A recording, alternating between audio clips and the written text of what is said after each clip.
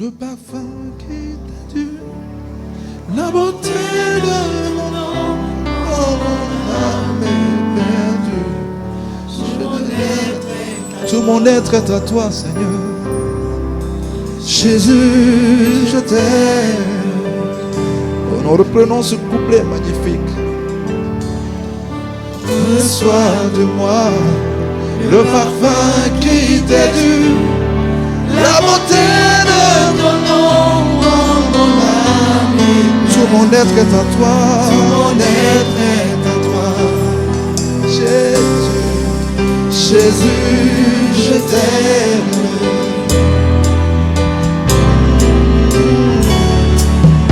Reçois du peu que je trouve à donner, tout l'amour que mes yeux n'ont pas su te montrer. Tout mon être est à toi, Seigneur, je t'aime. Jésus, je t'aime. Il est beau, il est beau, il est beau. Rien n'est plus beau que ton nom. Magnifique en sainteté. Le sang du pardon, tout mon être est à toi. Jésus, mon roi. Oh, rien n'est plus beau, oh, rien n'est plus beau que ton nom. Rien n'est plus saint que le sang du pardon. Tout mon être est à toi.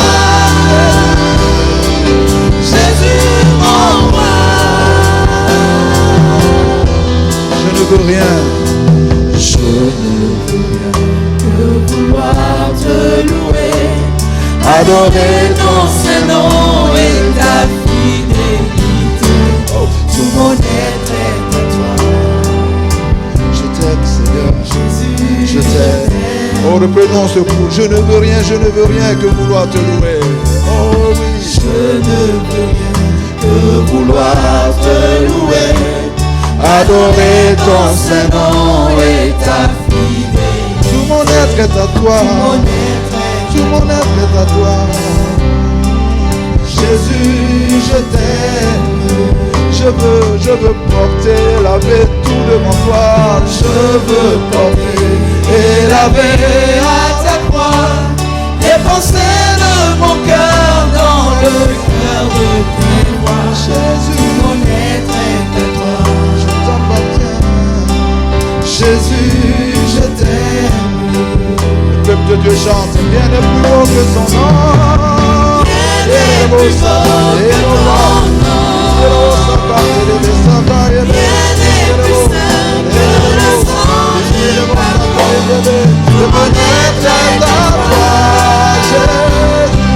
Jésus, mon roi. Rien n'est plus beau, rien n'est plus beau, rien n'est plus beau que toi. Rien n'est plus beau que ton nom. Rien n'est plus saint que le sang. Je t'appartiens, tout mon être est à toi. Tout mon être est à toi. Tout mon être est à toi. Oh, mon cœur est à toi, Seigneur. Tout mon être est à toi.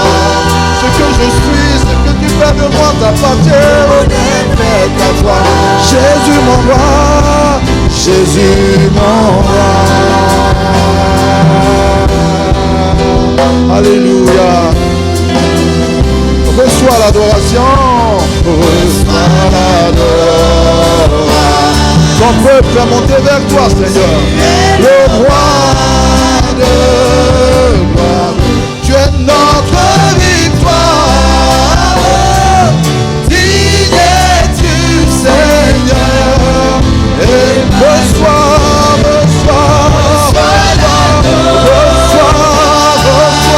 Papa. Reçois, Seigneur, notre victoire. Digne es-tu,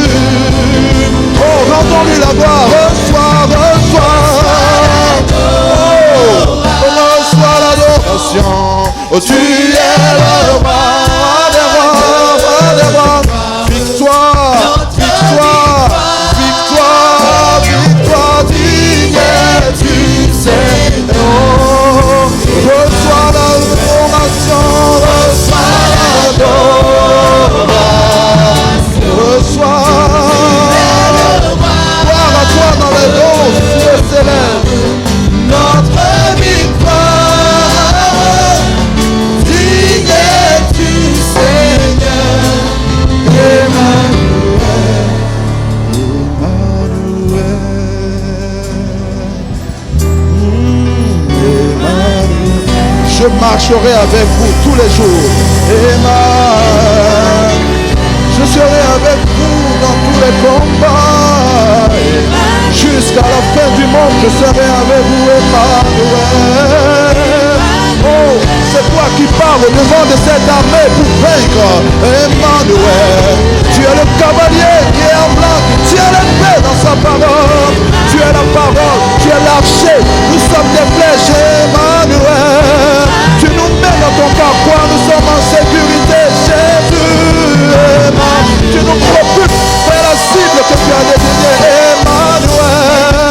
Tous les jours, tous les jours, tous les jours, tous les jours, Seigneur, tu es là en ce lieu, Seigneur. Tu es vivant, digne d'acclamation, digne de cris de joie, alléluia. Nous t'acclamons, nous t'acclamons, nous t'acclamons, nous t'acclamons, Emmanuel,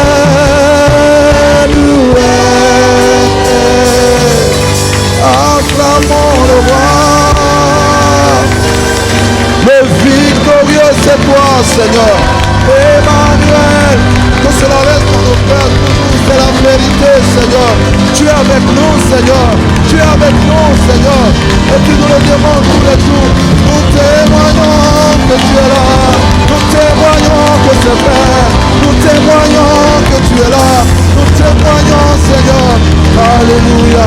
Merci, merci à jamais. Alléluia.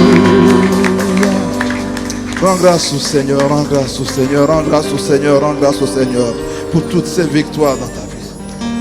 Alléluia.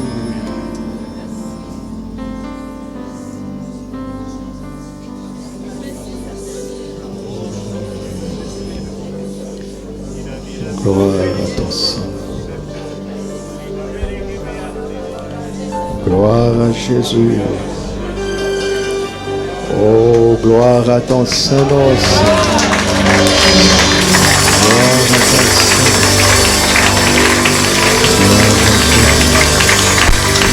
Gloire à ton Saint-Nom.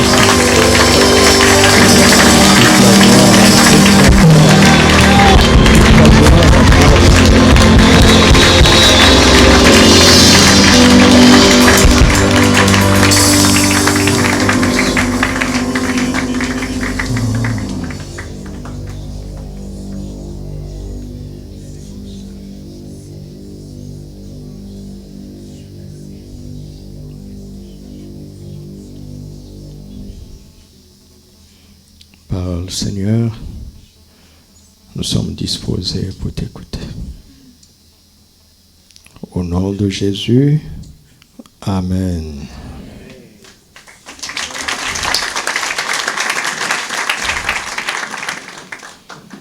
Gloire à Dieu. Ça me donne une idée.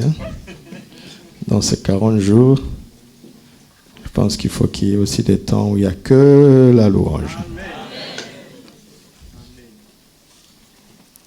La semaine prochaine, nous aurons, dans le cadre des 40 jours, des directions spéciales de prière basées sur les actions prophétiques.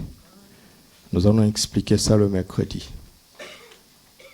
Parce que la semaine prochaine sera basée sur les actions prophétiques bibliques. Alléluia. Et donc, je pense que la louange est un acte prophétique très fort que nous allons aussi ajouter. On verra comment le Seigneur va nous instruire. Amen. Alors pour avancer dans ce thème de l'année, nous continuons. Nous commençons une nouvelle série que j'ai intitulée comme ceci. Combattre victorieusement l'ignorance par la connaissance. Combattre victorieusement l'ignorance par la connaissance. Et ce matin, nous allons parler de la plus grande des lois du ciel. La plus grande des lois du ciel. Job, chapitre 38, verset 33. Dieu pose une question à Job. Il lui dit ceci. connais-tu les lois du ciel? Règles-tu son pouvoir sur la terre? Il lui pose deux questions dans ce verset. Connais-tu les lois du ciel? Règles-tu son pouvoir sur la terre? Le Seigneur Jésus va venir et va dire la même chose en des termes plus précis. Matthieu chapitre 6, versets 33 à 34. Matthieu 6, versets 33 à 34. Cherchez premièrement le royaume et la justice de Dieu, et toutes ces choses vous seront données par-dessus. Ne vous inquiétez donc pas du lendemain, car le lendemain aura soin de lui-même. À chaque jour suffit sa peine. Cherchez premièrement quoi? Le royaume et la justice de Dieu, et toutes ces choses vous seront données par-dessus. Est-ce que c'est la vérité? Jésus nous promet que si nous faisons, nous le savons, nous le disons tellement que parfois c'est devenu une vérité banale. Refusons de faire de cette vérité fondamentale une vérité banale. Elle n'est pas banale. Jésus nous promet que si nous faisons de son royaume, du royaume de Dieu et de la justice de Dieu notre priorité, toutes les choses que nous cherchons dans cette vie nous seront données par-dessus. Qui croit ça? Voilà.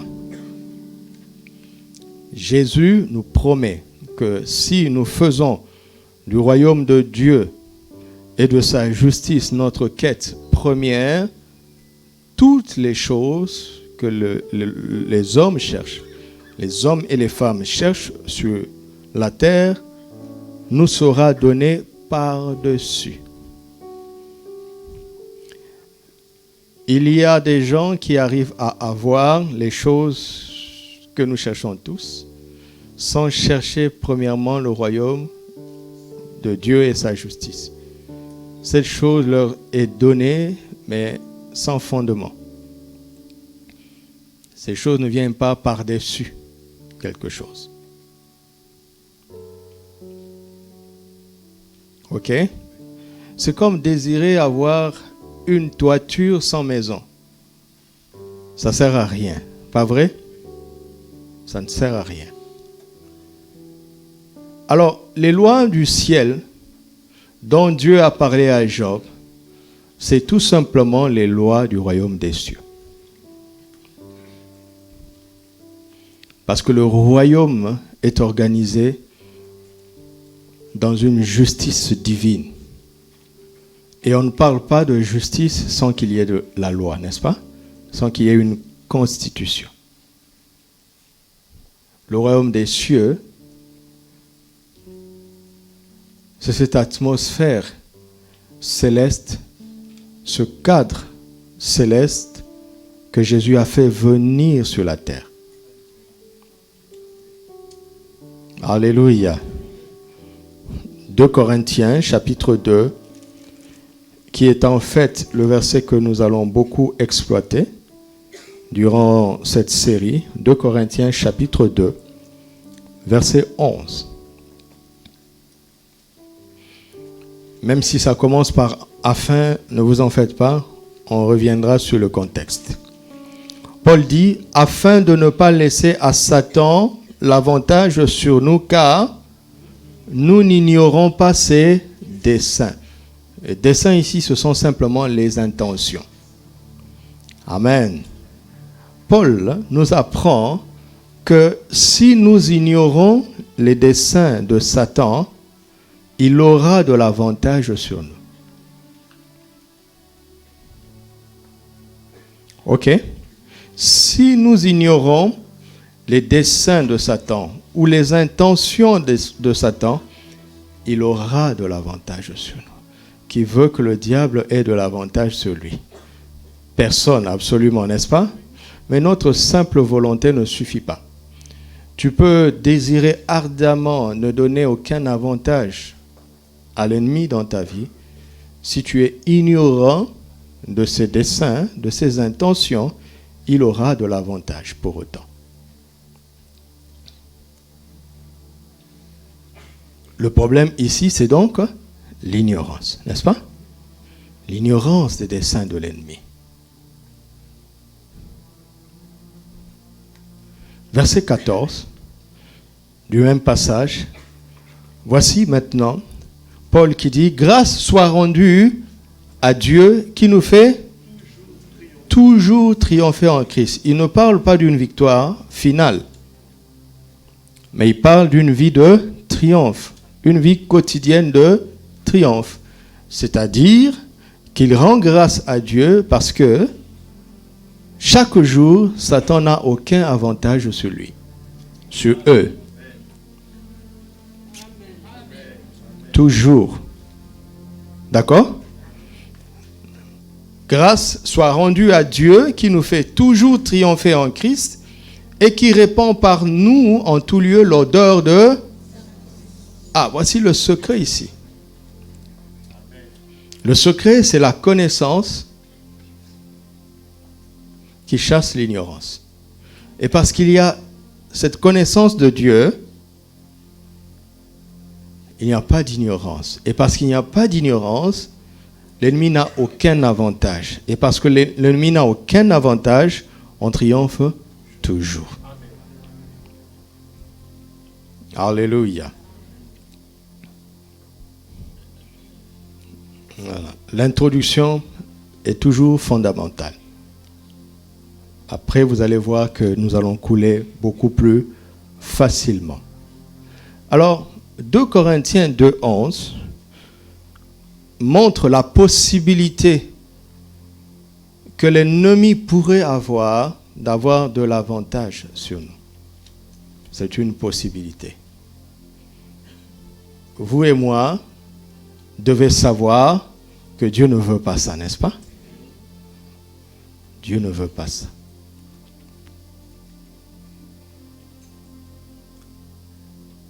Mais la première chose que j'aimerais nous dire ce matin, c'est que avantage ne veut pas dire victoire. D'accord? D'accord? Si l'ennemi a de l'avantage quelque part, t'en fais pas. Cela ne veut pas dire qu'il a la victoire. C'est pour ça que Dieu t'a emmené ici, pour te donner la connaissance qui va chasser cette ignorance qui donne à de l'ennemi de l'avantage. Et si tu termines ta vie dans la connaissance, quel sera ton sort final? La victoire, malgré les quelques avantages que l'ennemi aurait eu dans ta vie. Voilà la bonne nouvelle. Amen. Satan, tu as eu quelques avantages dans ma vie. Eh bien, je te rappelle que tu es vaincu. Tu n'auras pas la victoire. Tu n'auras pas le dernier mot dans ma vie. Tu n'auras pas le dernier mot dans la vie de mon frère, ni dans la vie de ma sœur. Au nom de Jésus. Alléluia. Alors, puisque c'est une parole sérieuse, même si elle ne nous plaît pas, parce que nous ne voulons pas que l'ennemi ait de l'avantage dans nos vies, mais c'est une possibilité dans la vie chrétienne. C'est malheureusement une possibilité.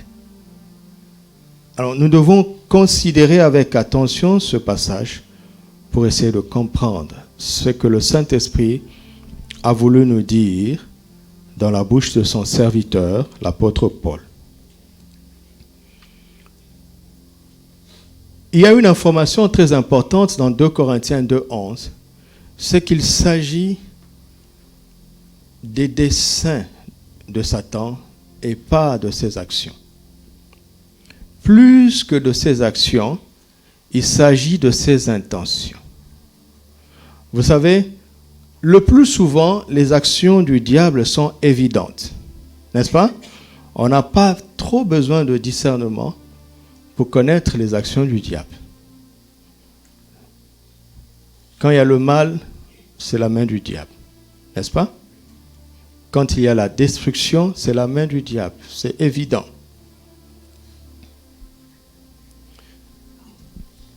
Mais la bonne nouvelle est que les actions du diable ne lui donnent pas de l'avantage sur les enfants de Dieu.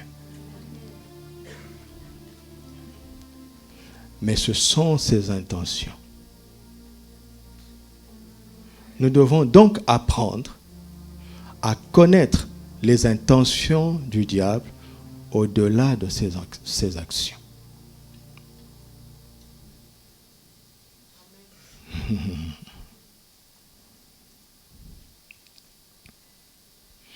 On ne peut pas vaincre profondément et durablement l'ennemi si on ne connaît pas ses intentions.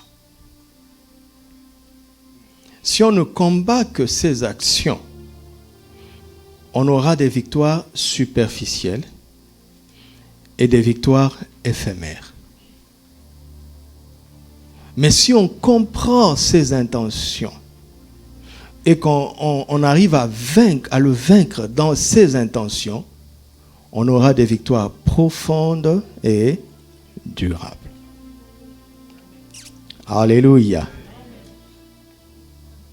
On ne peut pas lire 2 Corinthiens 2:11 sans penser à Romains 8:28.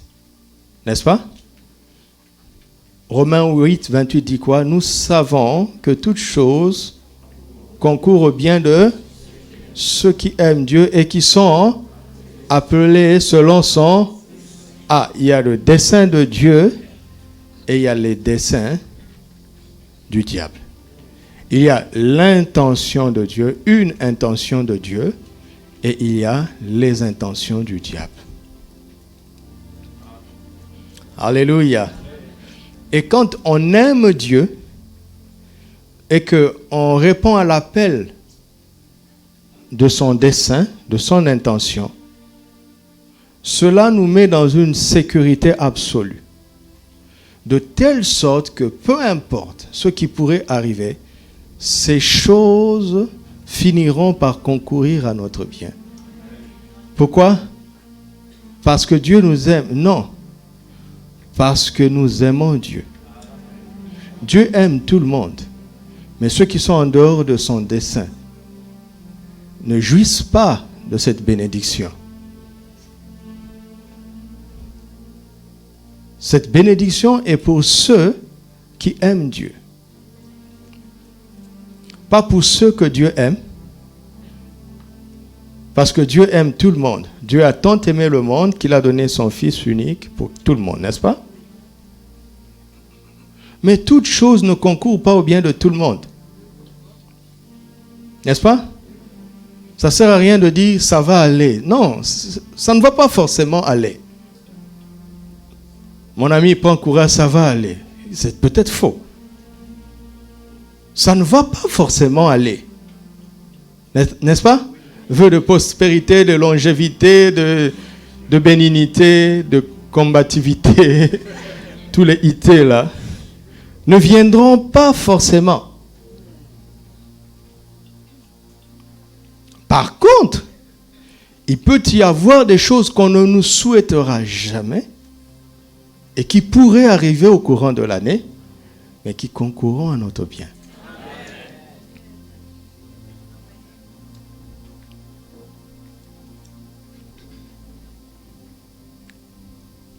Il dit, nous savons. Il y a une connaissance dans Romains 8:28. N'est-ce pas?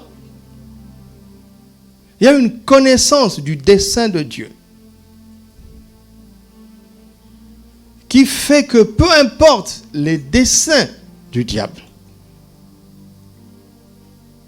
nous connaissons la fin de notre histoire. Alléluia. Lisons pour édifier notre foi. Genèse chapitre 50, verset 20. Le Seigneur commence à rassurer nos cœurs. Alléluia. Genèse chapitre 50, verset 20. Vous aviez médité de me faire du mal. Dieu l'a changé en quoi? Dieu l'a empêché? Non. Encore une fois, j'aimerais qu'aucun mal ne nous arrive. Mais je suis un prédicateur de la parole. Je ne dis pas ce que j'ai envie de dire. Parce que ce que j'ai envie de dire n'a aucun pouvoir.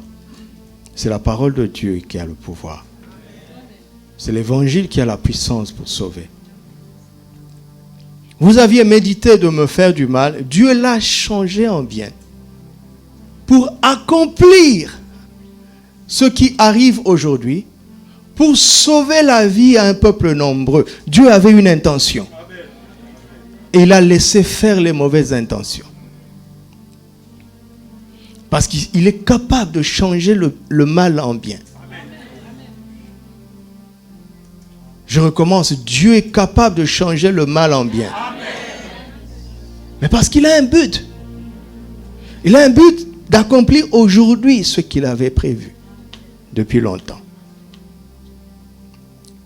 Quand on est dans l'intention de Dieu, Dieu, son plan est tellement bien pensé.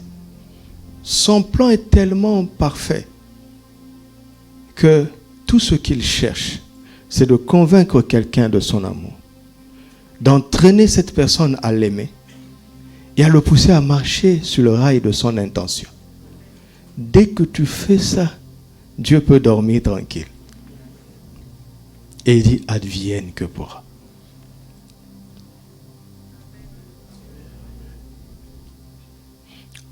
Actes chapitre 2, versets 22 à 23.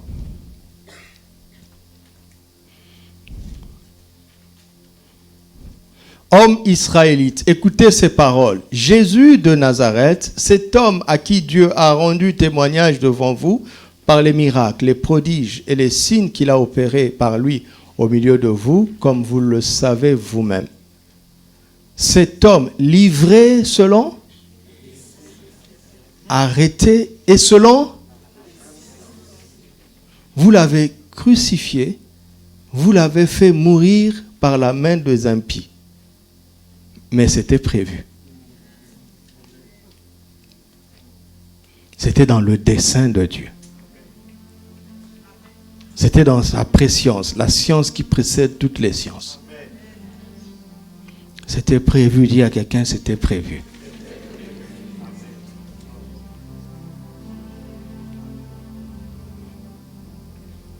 Acte 16, 31 à 32. Ce passage est pour nous tous et je veux que quelqu'un le réclame.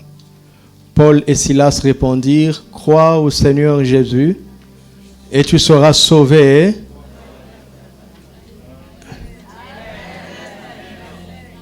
Et ils lui annoncèrent la parole du Seigneur ainsi qu'à tous ceux qui étaient dans sa maison. Quel rapport avec ce qu'on est en train de raconter? Remontez plus loin.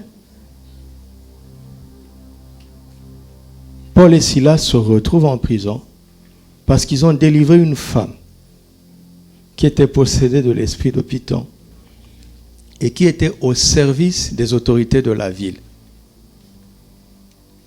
Son pouvoir de divination était en fait un business. Mais cette femme est possédée, elle est malheureuse. Paul chasse le démon, la femme est délivrée. Paul a fait du bien, n'est-ce pas? Mais il a fait écrouler le business. Et même il a confronté une déesse qui contrôlait la ville. Encore une fois, Diane sonne très bon, mais ne donne pas ça à ta fille. Ça sonne bon, mais c'est le nom d'une divinité. Diane. Pas diable, Diane. Parce que diable, ça sonne pas bon.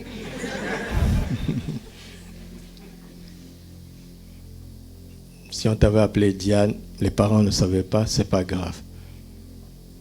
Prends un prénom chrétien. D'accord?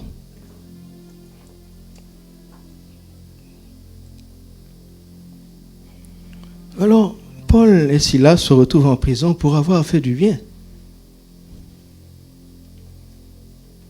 Et ils ont commencé à louer le Seigneur dans la prison et vous connaissez la suite. Cette injustice a concouru au bien de leur propre bourreau.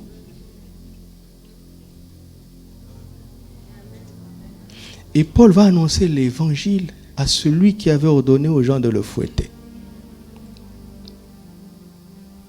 Et le salut va entrer dans la maison du bourreau de Paul et de Silas. C'est extraordinaire.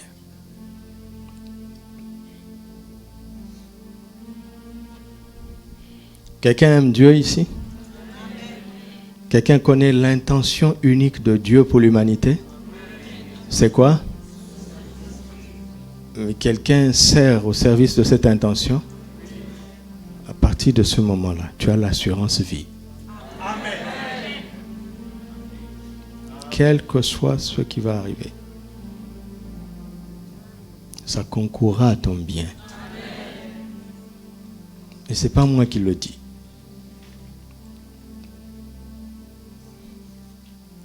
Alléluia. Vous savez que Dieu ne peut pas ignorer les desseins du diable. Il est omniscient. Il n'ignore rien. N'est-ce pas? Pourtant, celui qui n'ignore pas les desseins du diable, parfois le laisse faire. Pourquoi le laisse-t-il faire? Parce que les desseins de Dieu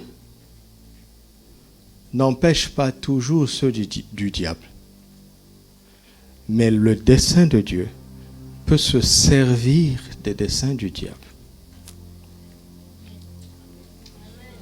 Le dessein de Dieu est au-dessus des desseins du diable. Le dessein de Dieu gouverne, supervise, contrôle, encadre, limite les desseins du diable.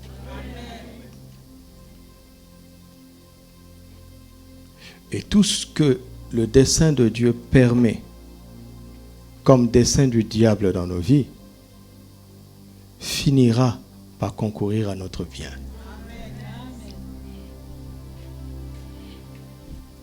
La plupart d'entre nous ici le sait, mais je le répète.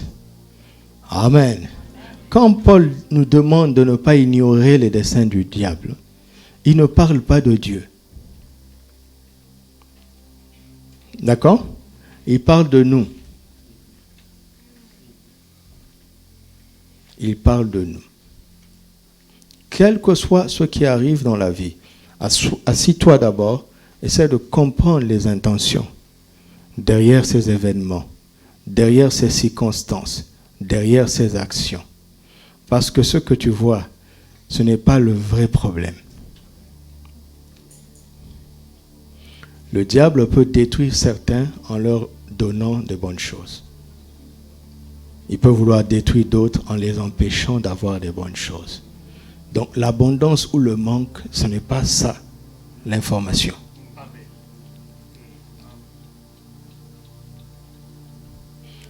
Parfois, il faut laisser une situation difficile continuer. Parfois, il faut combattre énergiquement cette situation difficile. Mais qu'est-ce qui fera qu'on aura telle ou telle attitude? C'est le discernement.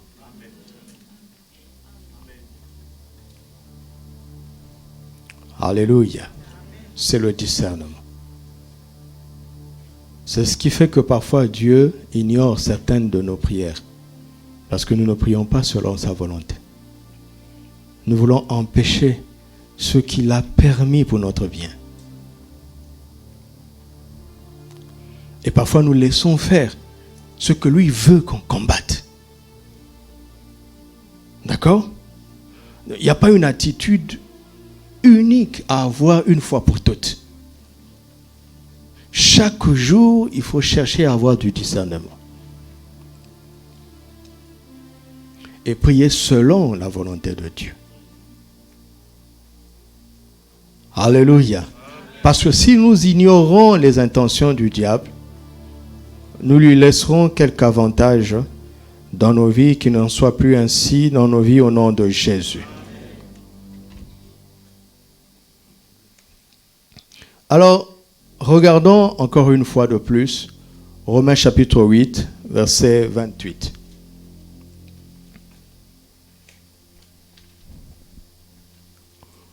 Nous savons du reste que toute chose concourt premièrement au bien de qui? Puis de ceux qui sont...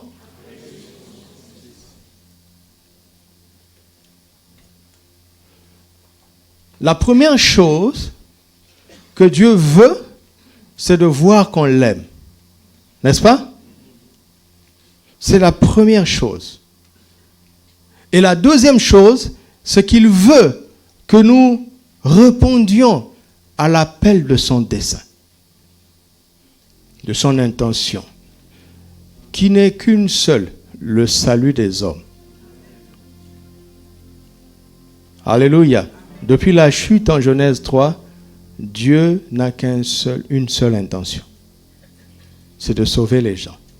C'est-à-dire, chaque bébé qui naît, Dieu a un seul projet pour lui. Ceux qui connaissent Jésus. Et notre seul projet dans la vie, c'est de chercher comment nous impliquer pour le salut des âmes. Je dis quoi? Voilà. Tout le reste est inutile. Alléluia. Inutile. Tous les autres projets naturels que nous pourrons avoir doivent servir à ce seul projet. Amen. Et donc dans la vie chrétienne, chaque enfant de Dieu doit parvenir au point où il comprend comment sa vie s'implique de manière particulière pour le salut des âmes.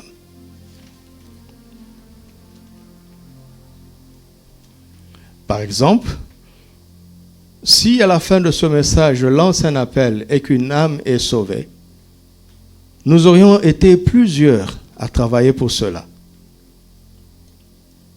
Depuis ceux qui vous ont accueillis à la porte, jusqu'à moi qui parle, passant par ceux qui filment, ceux qui font en sorte que ma voix soit entendue, ceux qui jouent à la musique, ceux qui ont conduit à la musique, ceux qui ont préparé la réunion dans la prière, ceux qui ont nettoyé la salle, ceux qui ont arrangé des chaises.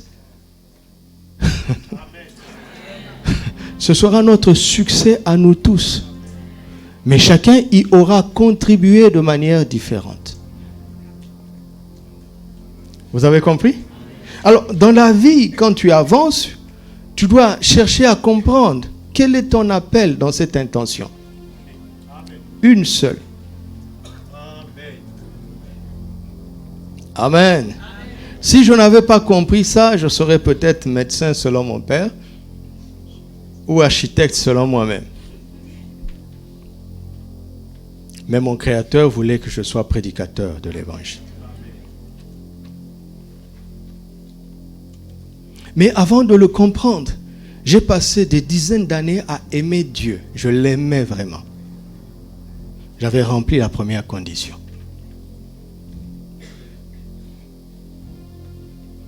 Mais il me restait la deuxième condition. Je vais maintenant rassurer tout le monde. La première condition est plus importante que la seconde. Parce que c'est la première condition qui conduit à la révélation de la seconde. Quelle est la première condition? Et la deuxième? Découvrir son appel particulier dans son intention générale.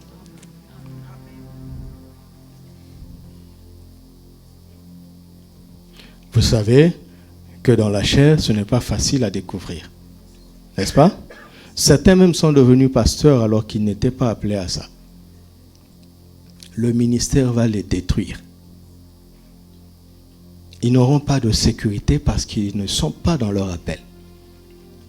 Mais ils aiment Dieu. Donc si vous pensez qu'être pasteur suffit pour réussir, vous êtes trompé. C'est pour ça que nous entendons ces scandales. Par exemple, il y a un grand scandale qui est arrivé dans un pays, mais moi je sais pourquoi ce scandale est arrivé. Cet homme a eu un grand ministère, et avant de quitter la terre, il a désigné son fils comme son remplaçant de ce grand ministère. Il a mis sur lui un poids trop lourd qu'il ne pouvait pas porter. Ça l'a écrasé. Mais à cause des considérations économiques, parce qu'il y a un business autour de ce ministère qui était devenu important, c'est devenu un bien, un patrimoine familial.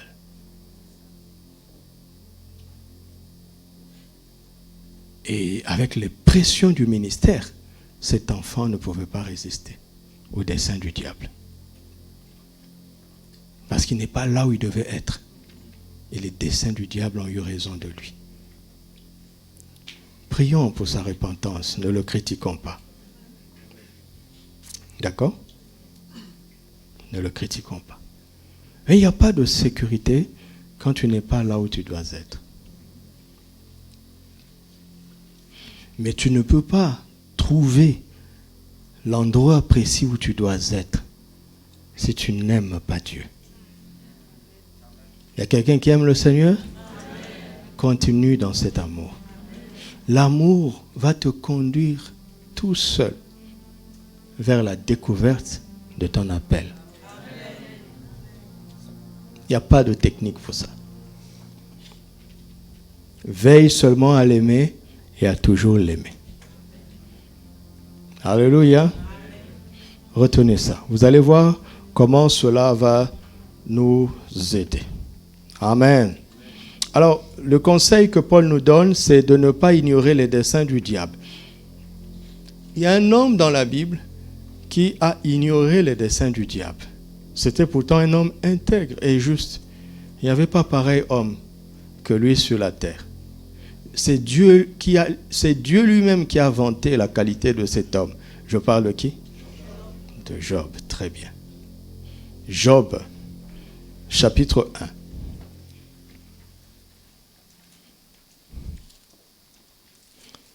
À partir du 6e verset.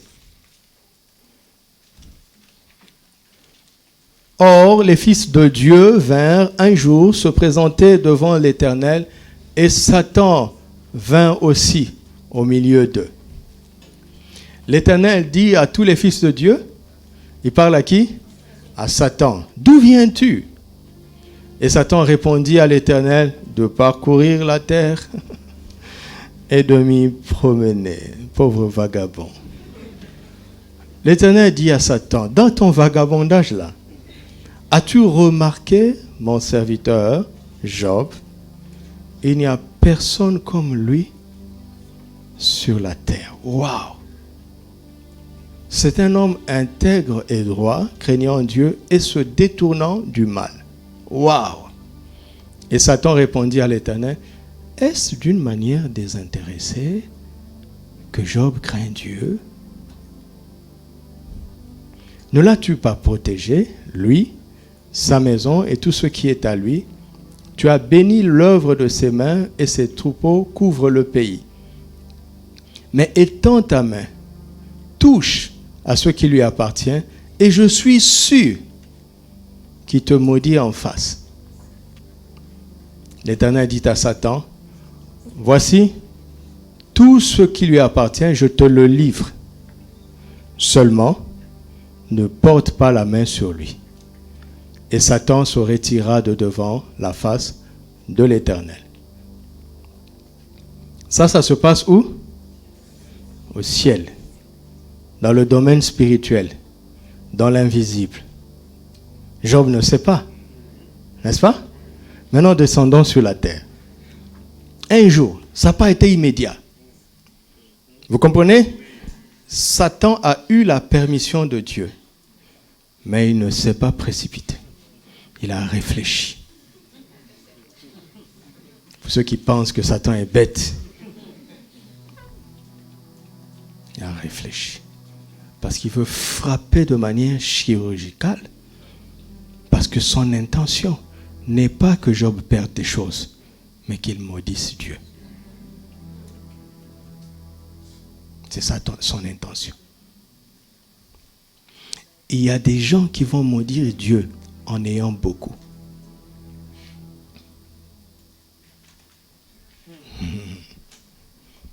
Un jour, que les fils et les filles de Job mangeaient et buvaient du vin dans la maison de leur frère aîné, il arriva auprès de Job un messager qui dit, voici ce que le messager raconte. Les bœufs labouraient et les ânesses paissaient à côté d'eux.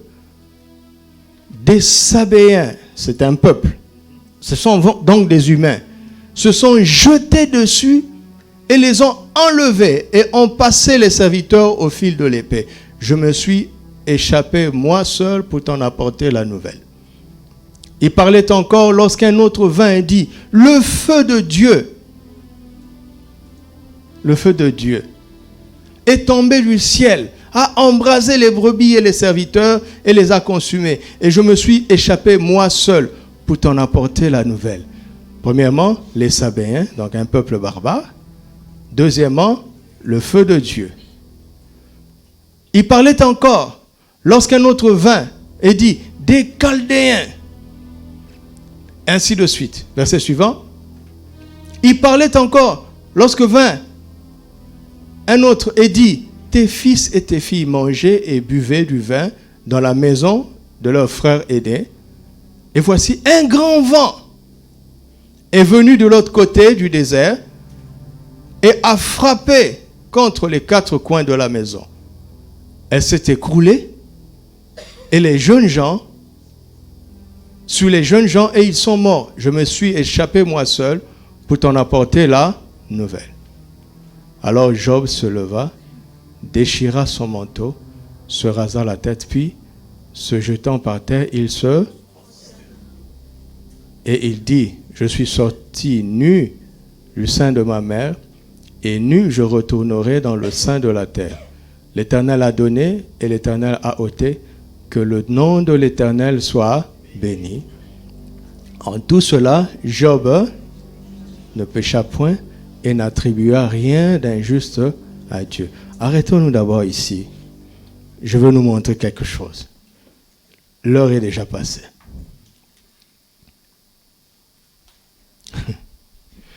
On parle des catastrophes naturellement explicables. Il y a eu un vent, ça a secoué la maison qui s'est écroulée. C'est un accident naturel. Il y a des peuples barbares, les Sabéens et les Chaldéens. Et puis il y a un feu qui est tombé du ciel. Ceux qui racontent le récit ne racontent que des actions. Personne ne sait que le diable est derrière ça. N'est-ce pas? Comment on aurait pu le savoir? Personne ne sait.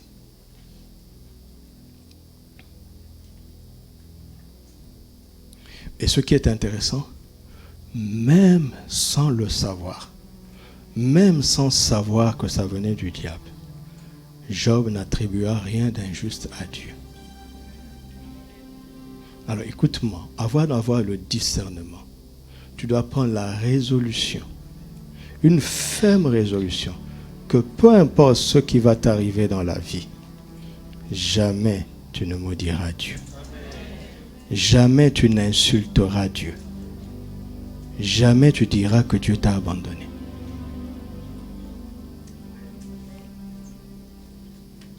Ça, ce sont des résolutions qu'on doit prendre avant que quoi que ce soit n'arrive.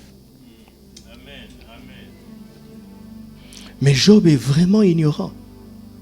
Regardez comment il parle. L'Éternel a donné, l'Éternel a ôté. Ce n'est pas l'Éternel. Il est ignorant.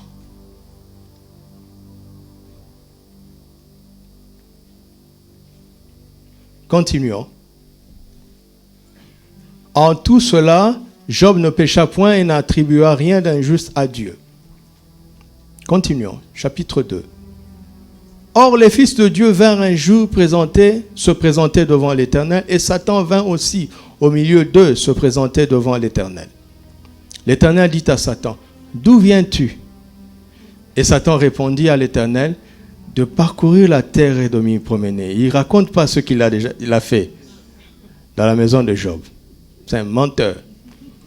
L'Éternel a dit à Satan, as-tu remarqué mon serviteur Job? Il n'y a personne comme lui sur la terre. C'est un homme intègre et droit, craignant Dieu et se détournant du mal. Voici maintenant Dieu ajoute le compliment. Il demeure ferme dans... Il est en train de dire à Satan, je sais ce que tu as fait. Mais tu as vu comment il réagit? Il est resté ferme. Et tu m'excites à le perdre sans motif? Et Satan répondit à l'Éternel, peau pour peau. Tout ce que possède un homme, il le donne pour sa vie. Mais étends ta main, touche à ses os et à sa chair. Je suis sûr. Avant, il avait dit qu'il était sûr.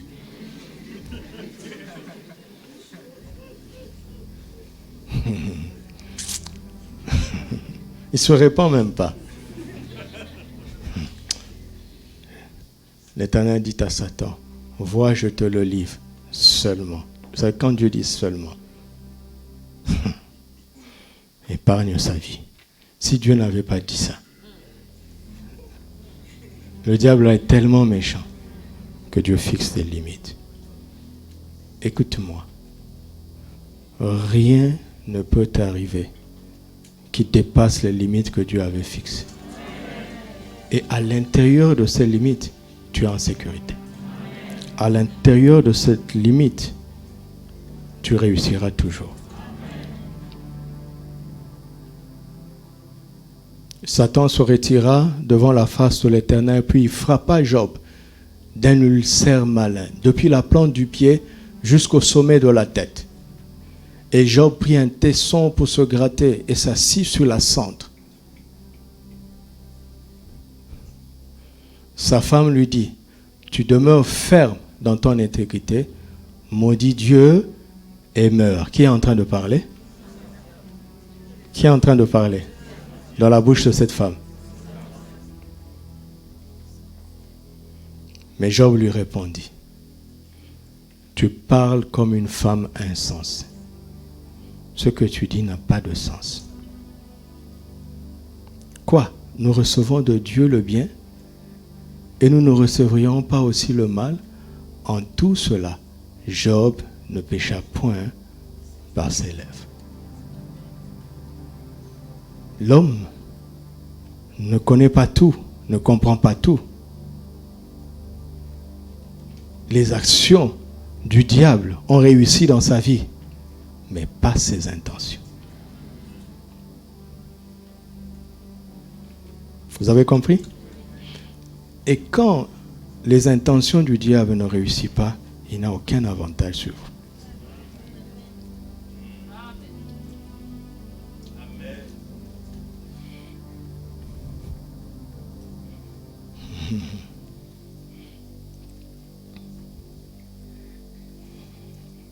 Alors va commencer une longue série de tâtonnements dans la foi. Tâtonnement. Il est entouré de mauvais amis. Et c'est de longs échanges dont je nous épargne. Jusqu'au chapitre 33. Allons au chapitre 33. Pour pouvoir trouver notre question qui va nous aider dans notre message. Job 38, versets 1 à 2. Après ce long discours des hommes, de Job, de ses amis, l'Éternel va entrer en scène maintenant. L'Éternel répondit à Job du milieu de la tempête et dit, « Qui est celui qui... » Ça veut dire quoi? Tes discours sans intelligence sont en train de mettre de l'obscurité sur mes desseins. Au chapitre 1 et 2, tu n'as pas péché par tes lèvres. Mais là, la pression, les raisonnements philosophiques, des hommes qui veulent trouver des explications à des choses qu'ils ignorent.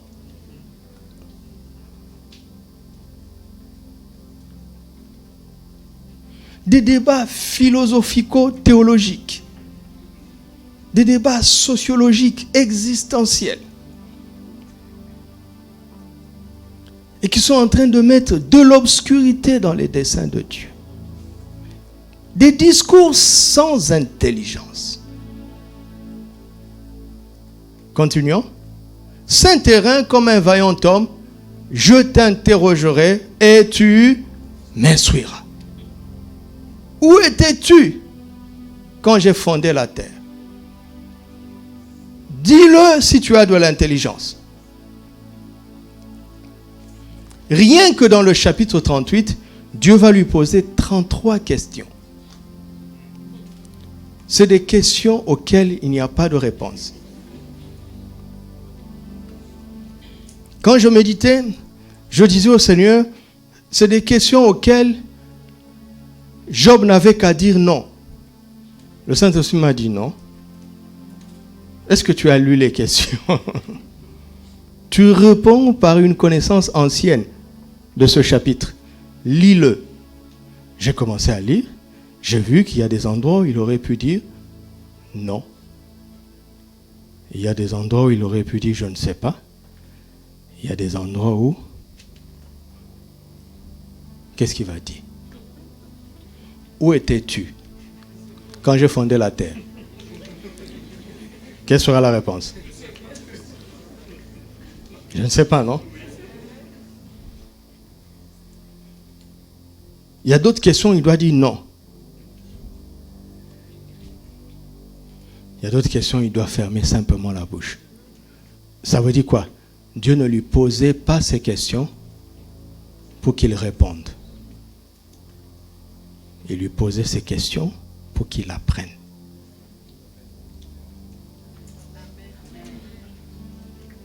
Ces questions, ce n'était pas pour répondre, mais c'était pour apprendre. Alléluia. Alors quand tu comprends ça, tu commences à chercher maintenant dans toutes ces questions lesquelles ouvrent la porte à l'apprentissage, à la connaissance. Par exemple, où étais-tu quand j'ai fondé la terre? Si tu dis, je ne sais pas, c'est fini, non? Allez relire ça vous-même. Et vous allez voir que ces questions-là sont d'abord... ça te déstabilise. Mais Dieu fait toujours tout pour un but. Jusqu'au verset 33. Vas-y. Connais-tu les lois du ciel? Arrêtons-nous là. Qu'est-ce qu'il doit dire? Qu'est-ce que Job doit répondre? Non. Et s'il était comme moi, il dirait, Seigneur, il existe des lois au ciel?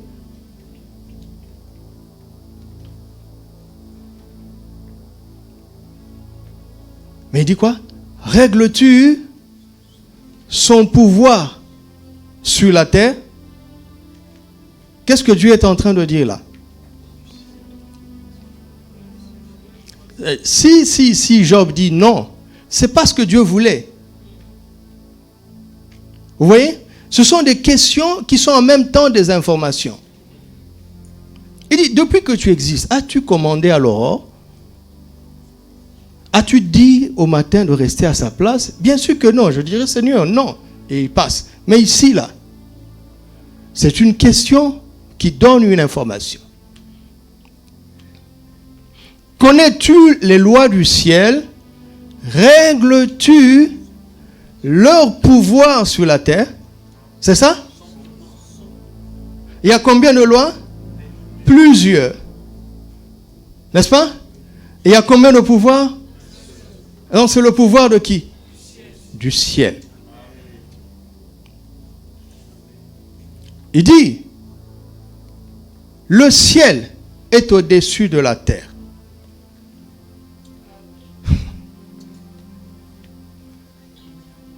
Mais pour emmener ce qu'il y a dans le ciel sur la terre, il faut connaître les lois du ciel.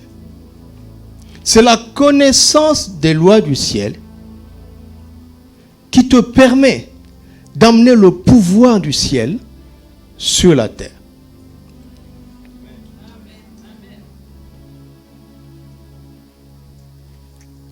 Vous saisissez ce que je dis?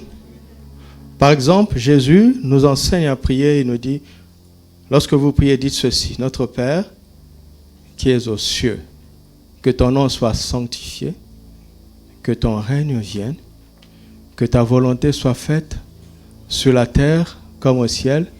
Donne-nous aujourd'hui notre pain quotidien.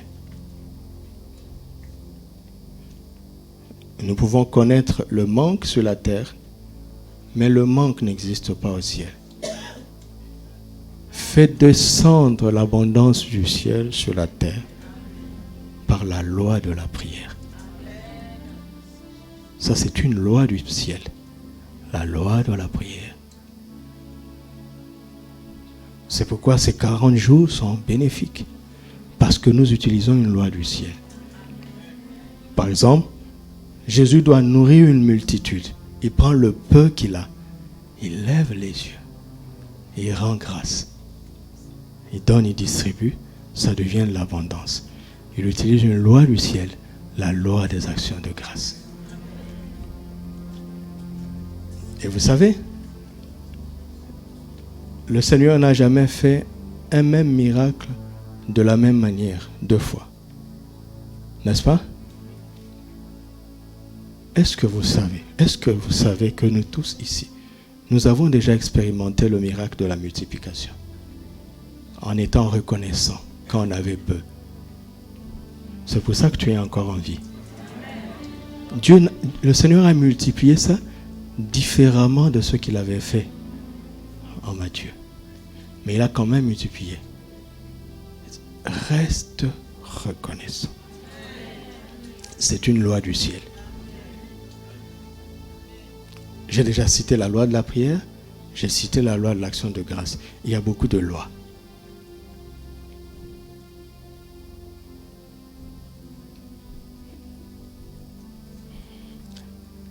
Maintenant, vous savez quoi? Ça ne va pas vous plaire, mais c'est la vérité. Vous savez quoi? Satan a utilisé les lois du ciel pour détruire la vie de Job sur la terre.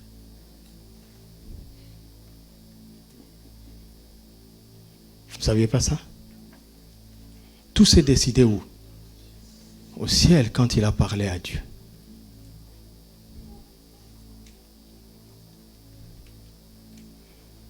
Ne vous limitez pas aux explications naturelles. La cause est spirituelle.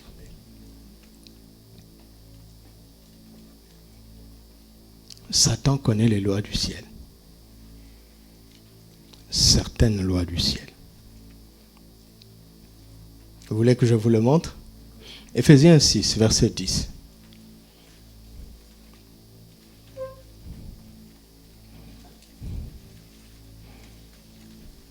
Sois rapide. Au reste, frères, fortifiez-vous dans le Seigneur et par sa force toute puissante. Revêtez-vous de toutes les armes de Dieu afin de pouvoir tenir ferme contre les ruses du diable.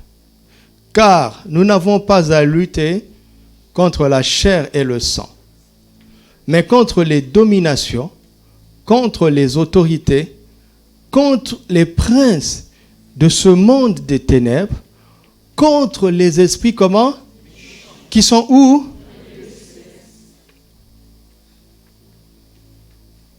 Ils crachent leur méchanceté sur la terre.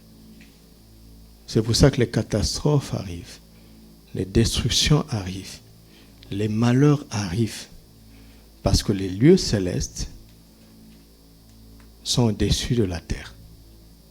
Les lieux célestes prévalent sur la terre.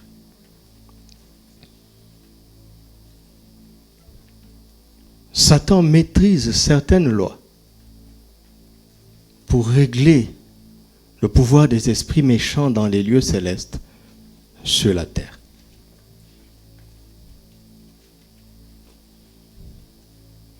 Vous m'entendez? Et à cause de cela, le même Paul qui nous révèle ça dans Éphésiens 6, nous révèle maintenant dans 2 Corinthiens 2. Il dit, quand quand ces choses arrivent, ne vous focalisez pas trop sur les événements. Recherchez le discernement des intentions derrière ces événements. Pourquoi? Parce que vous êtes en sécurité, quoi qu'il advienne. Alléluia. Vous entendez? Regarde, si on te dit que si on te donne un coup de poing, c'est pas grave. Tu ne seras jamais KO. D'accord? Si on te donne ce coup de poing, reste tranquille. Mais le même qui nous dit ça, il dit, cherchez maintenant à comprendre l'intention cachée derrière ce coup de poing. Parce que le coup de poing ne te mettra pas à terre. Mais l'intention de ce coup de poing donnera à l'ennemi de l'avantage. Est-ce que j'arrive à transmettre? L'intention. Parce que c'est un combat, c'est une guerre d'intention.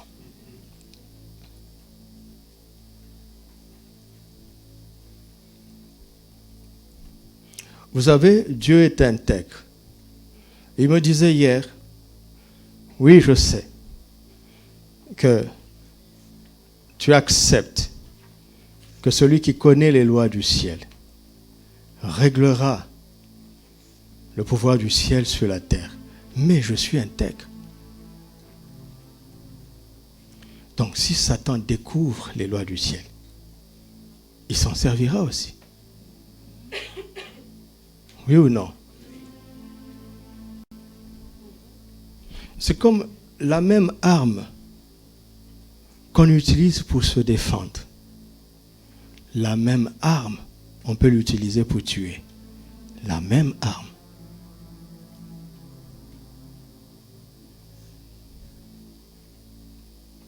Est-ce que quand vous lisez Job, vous vous rendez compte que Satan savait monter et se retrouver là où Dieu se réunissait avec ses anges? Il savait ça. Il est déchu. Mais il savait comment y arriver, puisqu'il vient de là. Dieu est tellement intègre qu'il ne lui a pas retiré cette connaissance.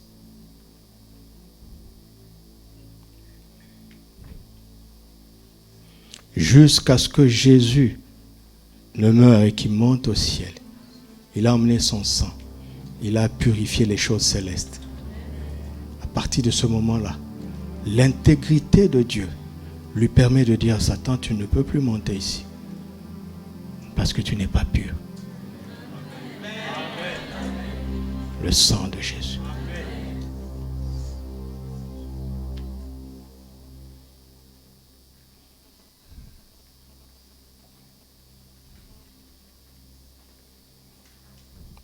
Regardez, la loi de la bénédiction. Un papa qui aime son fils, il le regarde et lui dit, tu iras de l'avant. Et ça marche. Un mauvais papa qui n'aime pas son fils, il dit, tu n'iras nulle part. Et ça marche. C'est une loi. Dieu est intègre. Regarde, il a dit, si un homme va avec une femme, dans la période de sa fécondité, la femme va concevoir. Elle aura un enfant. Les filles de Lot ont couché avec leur papa en lui donnant de l'alcool. Dieu ne peut pas empêcher la loi. Est-ce que vous saisissez ça? Il ne peut pas empêcher la loi. Écoute, connais-tu les lois du ciel? Règles-tu leur pouvoir sur la terre? C'est pour tout le monde. C'est pour ça qu'il y a la magie, qu'il y a l'occultisme, qu'il y a la sorcellerie. Ils utilisent les lois du ciel pour faire du mal sur la terre.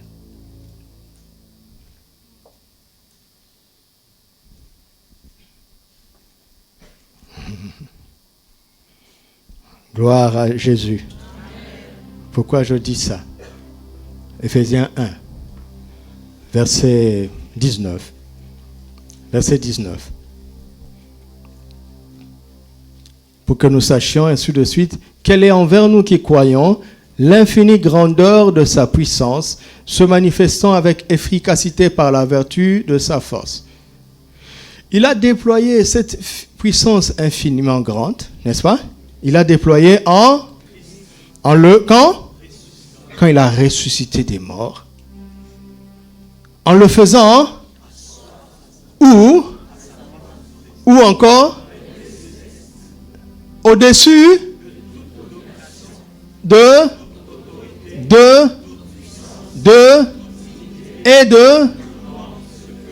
non seulement, mais encore, quand Paul parle du siècle présent, il parle du moment où il était en train d'écrire. Il dit c'est valable quand il écrivait, et ça reste valable dans les siècles à venir, c'est-à-dire maintenant. Et cette vérité est que Jésus, après sa résurrection, a été positionné à la droite de Dieu dans les lieux célestes au-dessus de tout. Le lieu céleste de Jésus est au-dessus du lieu céleste des esprits méchants.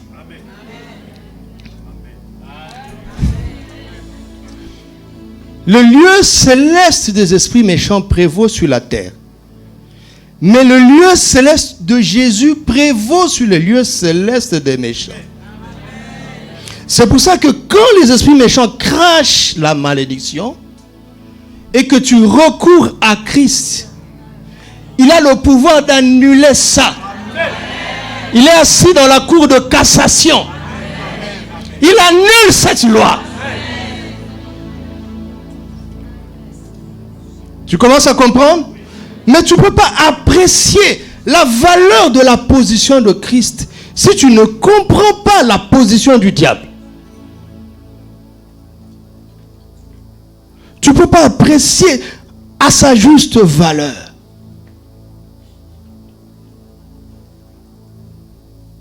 Quand il semble que les esprits méchants crachent leur saleté sur moi ou sur toi, qu'est-ce que tu dois faire? Tu dois recourir à une position supérieure à celle des esprits méchants.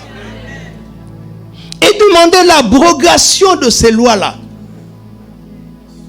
Parce que les lieux célestes méchants règlent leur pouvoir sur la terre par les lois du ciel.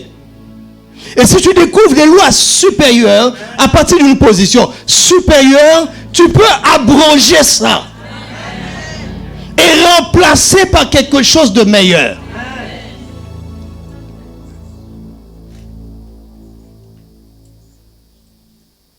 Mais Paul dit, n'ignorez pas les desseins du diable. Pourquoi? Parce qu'il ne faut pas utiliser ces lois-là dans le désordre. Parce que le plus souvent, le diable, dans sa méchanceté, ne se rend pas compte que sa méchanceté le pousse le plus souvent à faire la chose qui nous fera le plus du bien.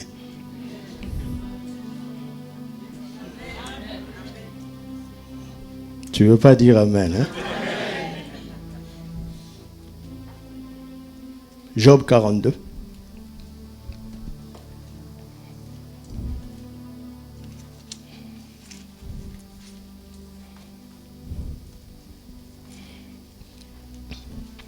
Verset 1. Job répondit à l'Éternel et dit, je reconnais que tu peux tout et que rien ne s'oppose à tes... Qu'est-ce que ça veut dire? Dans toute son intégrité, dans toute sa droiture, il ne savait pas ça. Quelqu'un saisit ça? Il y a des choses que Job ne savait pas.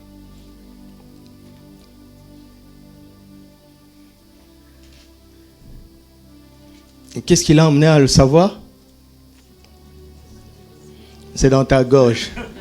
Exprime-le. Qu'est-ce qui l'a emmené à le savoir?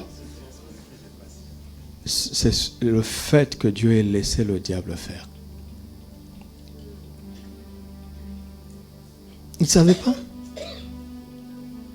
Il ne savait pas. Regardez. Quel est celui qui a la folie d'obscurcir mes desseins? Oui, j'ai parlé sans les comprendre. De quoi? De quoi? Et que maintenant, va, prends le livre de Job, oublie le discours de tout le monde. D'accord? Colorie seulement les moments où Job parle. D'accord? Et cherche s'il y a une merveille là-bas.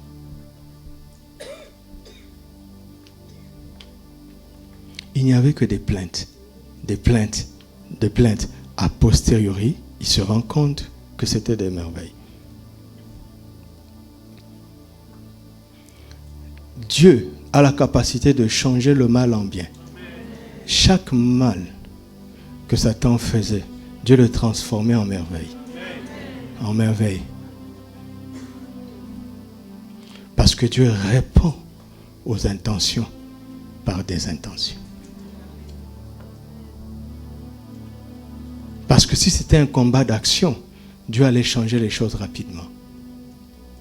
Mais Dieu et le diable savaient que ce que le diable faisait apparemment, ce n'était pas son but profond. Il y avait une intention cachée. Dieu aussi transformait ça intentionnellement. Mais Dieu ne reste pas dans les intentions. Puisqu'on découvre les intentions du diable par ses actions, on va découvrir l'intention de Dieu aussi par ses actions. Amen. Alléluia. Verset 7. Après que Job eut adressé ces paroles à Job, il dit à Eliphaz de Théman, ma colère est enflammée. Verset 8. Prenez maintenant 7 taureaux, 7 béliers, allez auprès de mon serviteur Job et offrez pour vous un holocauste. Job, mon serviteur, priera pour vous. Et c'est par égard pour lui seul que je ne vous traiterai pas selon votre folie, car vous n'avez pas parlé de moi avec droiture, comme l'a fait mon serviteur Job. Eliphaz de Théman, Bildad de Shua et Tsophar de Naama allèrent et firent comme l'Éternel le leur avait dit, et l'Éternel eut égard à quoi? Ça veut dire quoi? Job a prié pour eux. Qu'est-ce qu'il apprend? Le pardon et l'amour. Rien de matériel jusque-là. Il apprend l'humilité, je reconnais maintenant. Il reconnaît son ignorance. Heureux les pauvres en esprit, car le royaume des cieux est à eux. Amen. Il apprend le pardon. Il apprend l'amour. Job apprend la prière de la foi. Verset 10. L'Éternel rétablit Job dans son premier état quand Job eut prié pour... S'il avait refusé de prier, hein?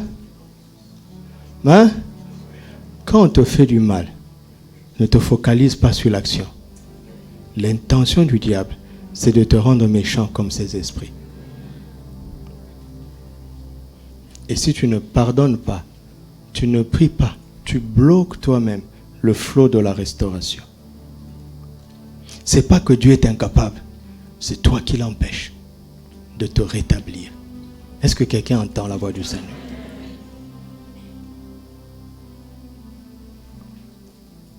L'Éternel le rétablit quand il a prié. Et il lui accorda le double de tout ce qu'il possède. Alléluia. Qu'est-ce que j'apprends ici? C'est que Job a appris les lois du ciel qui lui permet de renverser sa situation terrestre. Il a appris ça. Tu as saisi ça? Et dans ces lois-là, il n'y a pas que la prière. Il y a beaucoup d'autres lois que j'ai citées ici. Il faut toutes les pratiquer. Amen. Et par ces lois-là, tu vas renverser ta situation sur la terre. Alléluia. Regardons le cas d'Abraham. Genèse 25.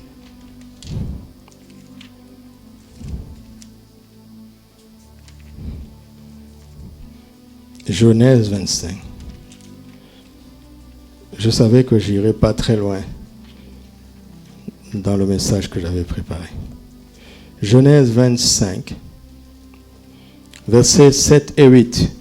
Voici les jours des années de la vie d'Abraham. Il vécut combien? 175 ans.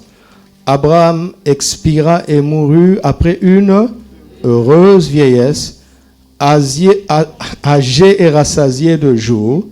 Il fut recueilli auprès de son peuple. Verset 11. Après la mort d'Abraham, Dieu bénit Isaac, son fils. Il habitait près du puits de Lachaï-Roy. Voici un homme qui a bien fini, n'est-ce pas? Tellement bien fini, et il a laissé un successeur béni. Chapitre 26. Dieu va intervenir auprès d'Isaac. Verset 1. Il eut une famine dans le pays, c'est-à-dire sur la terre, outre la famine qui eut lieu du temps d'Abraham. Et Isaac alla vers Abimelech. L'Éternel lui apparut et dit, ne descends pas en Égypte, demeure dans le pays que je te dirai. Séjourne dans ce pays-ci, je serai avec toi et je te bénirai, car je te donnerai toutes ces contrées à toi et à ta postérité, et je tiendrai le serment que j'ai fait à Abraham, ton père. Je multiplierai ta postérité comme les étoiles du ciel. Je donnerai à ta postérité toutes ces contrées et toutes les nations de la terre seront bénies en ta postérité. Pourquoi? Pourquoi? Parce que Abraham a obéi à et qu'il a observé quoi? Oui? Oui? Voici le secret d'Abraham. Un verset que vous n'avez jamais lu. Cet homme, en marchant avec Dieu, a découvert les lois du ciel.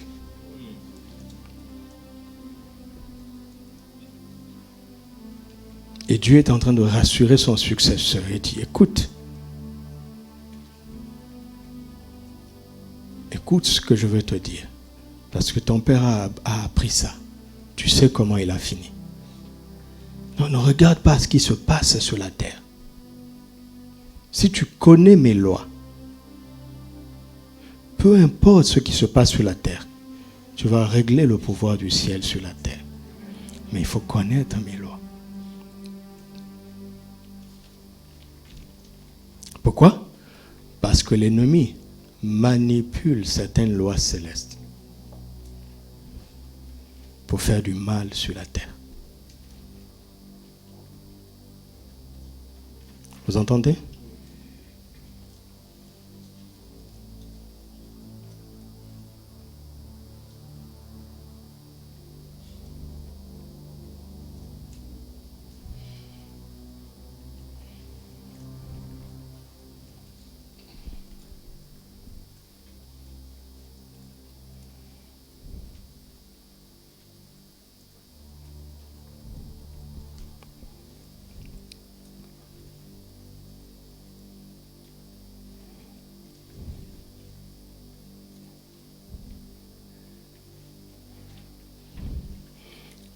Dernier texte, Actes chapitre 26.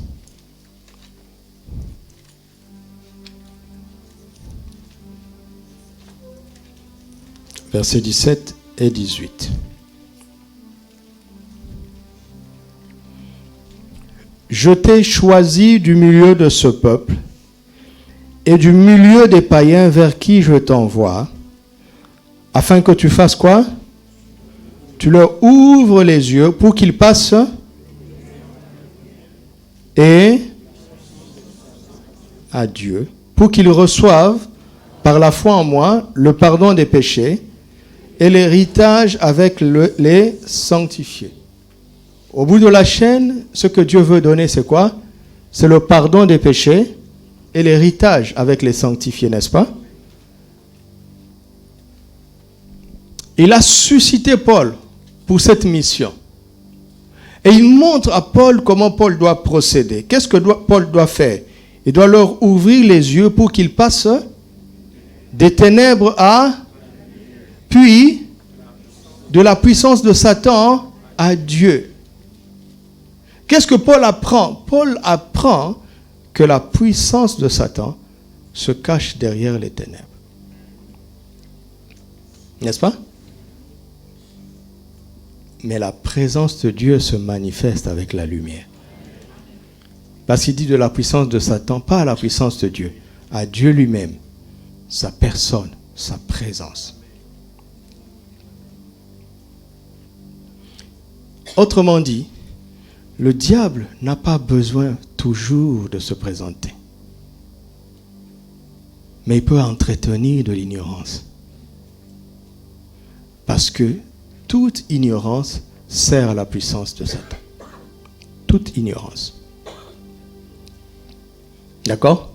Quelqu'un est malade d'une maladie naturelle. Ce n'est pas un mauvais sort. D'accord? Comme on entend aujourd'hui maintenant, il y a des sida spirituels. Il n'y a pas de sida spirituel. La personne ne s'est pas protégée ou elle a été exposée, elle a contracté le sida. Ce n'est pas un sida spirituel. Vous comprenez? Arrêtez d'avaler ces choses-là. Voici, il y a une maladie qu'on soigne quelque part. Et ici, on ne sait pas. On ne connaît pas le remède. La personne mourra. N'est-ce pas? Voilà. Le diable ne vient que pour égorger, dérober et détruire. Mais en même temps, mon peuple périt parce qu'il lui manque la connaissance. L'ignorance et les ténèbres, c'est kiff-kiff. Et ils ont le même but. Ils aboutissent à la même chose. L'ignorance détruit comme le diable détruit. Sa puissance est cachée derrière l'ignorance. Il y a des situations où il agit directement. Il y a des situations où il travaille pour que les gens restent ignorants.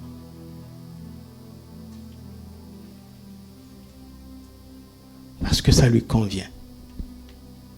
Tant que les gens seront ignorants, il aura de l'avantage.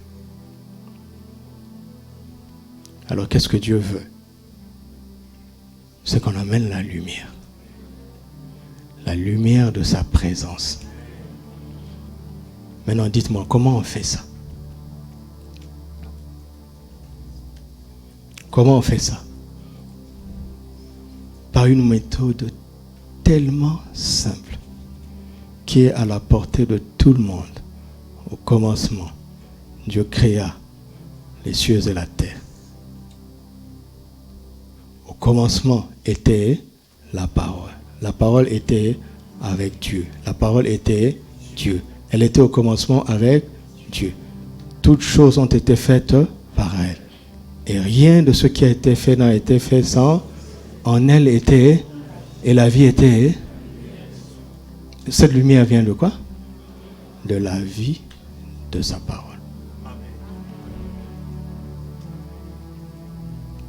Tu prends les gens qui sont contrôlés par la puissance de Satan. Tu dois chercher où est-ce qu'ils sont ignorants de l'évangile. Tu commences à leur enseigner l'évangile. Je vous promets que s'ils reçoivent l'évangile, Satan ne pourra plus dominer sur eux.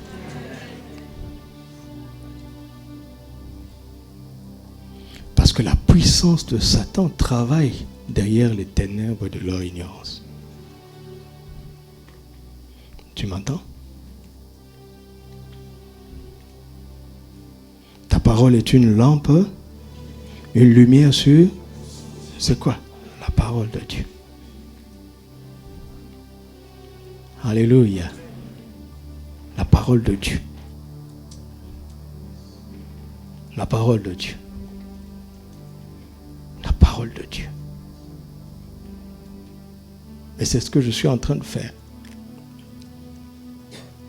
En emmenant la lumière de la parole, ce que tu ne sais pas, c'est que je t'emmène la présence de Dieu.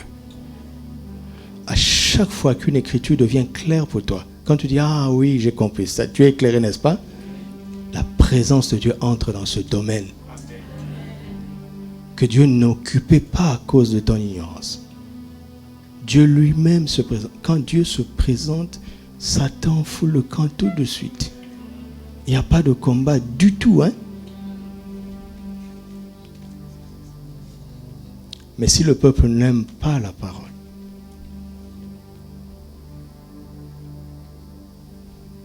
le peuple restera dans l'ignorance. Et leur ignorance va les tuer. Vous entendez? Pourquoi? Parce que le diable utilise les lois du ciel pour faire du mal sur la terre. Christ nous a révélé des lois supérieures du ciel qui prévalent sur des lois inférieures du diable. Tu m'entends? Quel que soit ce que Satan a fait dans ta vie, on va l'annuler au nom de Jésus. Et on va établir autre chose.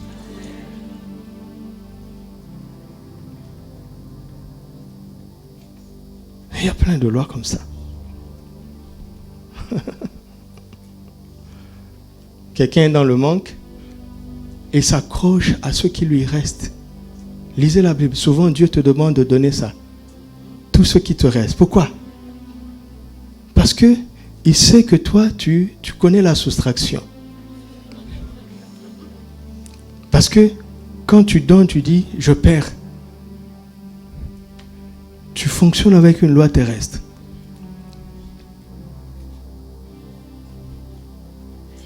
Même le diable demande aux gens de sacrifier des choses pour avoir plus.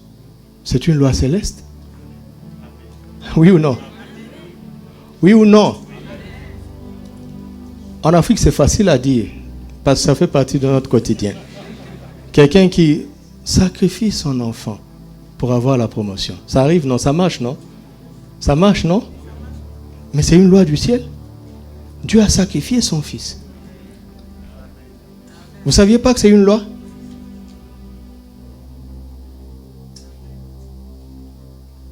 Alors, le diable connaît cette loi-là. Alors, il te dit, ne donne pas. Parce que la loi céleste te dit, donne. Vous savez quoi? Même les musulmans connaissent cette loi. Ils donnent abondamment. Ils donnent abondamment. Hein?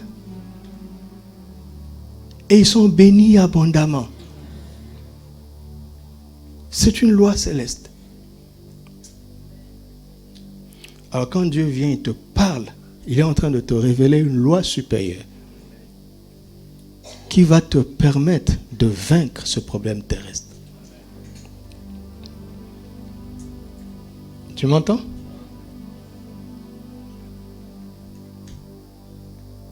C'est juste une introduction pour que vous compreniez.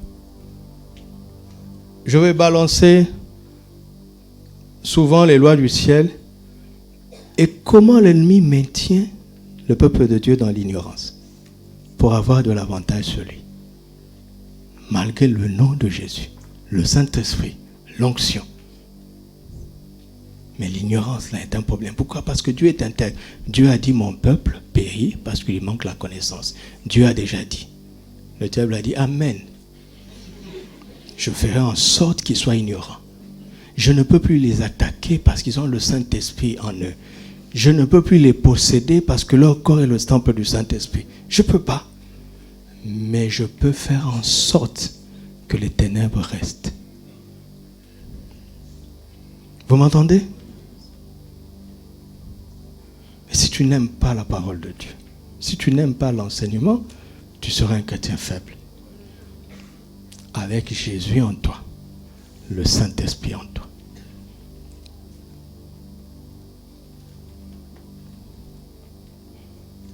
Vous comprenez?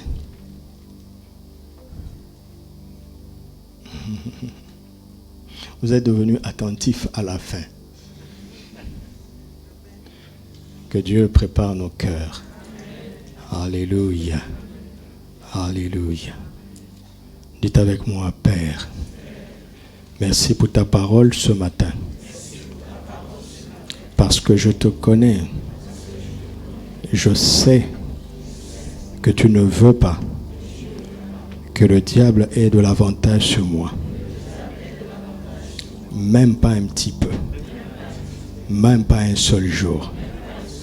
Mais tu m'as appris ce matin que c'est mon ignorance qui peut lui donner de l'avantage. Alors je te prie ce matin. Je te demande de tout mon cœur, au nom de Jésus, de me donner du dégoût de l'ignorance. Donne-moi le dégoût de l'ignorance, quelle que soit sa forme, et spécialement en ce qui concerne ta parole. Donne-moi la soif de ta parole. Donne-moi une plus grande soif d'apprendre. Conduis-moi à l'humilité, comme tu as conduit Job, afin que je réalise que je ne sais pas encore grand-chose. Oui, je ne sais pas encore grand-chose. C'est pourquoi je m'humilie devant toi. Et je te demande pardon pour toutes les fois où j'ai murmuré. C'est mon ignorance qui parlait. Pardon pour toutes les fois où je me suis découragé. C'est mon ignorance qui parlait. Pardonne-moi toutes les fois où j'ai voulu instruire les autres sur des choses dans lesquelles je n'avais pas de victoire moi-même. Je rejette l'ignorance. Au nom de Jésus, que la lumière de ta parole m'éclaire chaque jour davantage. Je veux vivre dans ta lumière, loin des ténèbres, au nom de Jésus, afin que la puissance de Satan ne prévale pas sur ma vie, au nom de Jésus. Père, révèle-moi les lois de ton ciel dans mes besoins sur la terre, dans les besoins qui sont autour de moi. Révèle-moi les lois du ciel. Me voici. Sers-toi de moi pour aider les autres. Aide-moi à entrer dans la victoire moi-même, là où je n'ai pas encore de victoire. Que l'ennemi n'ait aucun avantage sur moi. Que l'ennemi n'ait aucun avantage sur moi. Au nom de Jésus. Merci pour cette nouvelle étape que tu donnes à l'Église, où tu vas encore nous éclairer, où tu vas encore nous instruire pour faire de nous un peuple victorieux en toutes choses. Au nom de Jésus. Amen.